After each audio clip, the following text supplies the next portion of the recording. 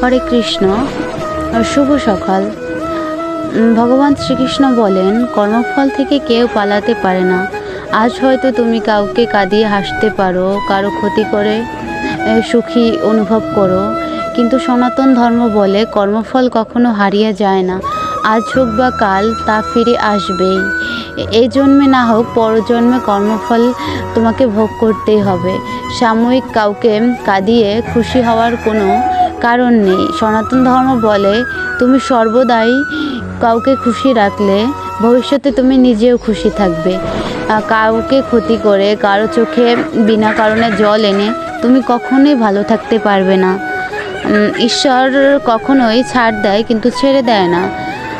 আমরা হয়তো কাউকে কষ্ট দিয়ে সাময়িকের জন্য খুশি হই, কিন্তু এর পরিবর্তে আমাদের আরও দ্বিগুণ কষ্ট পেতে হয়, এটা আমরা ভুলে যাই।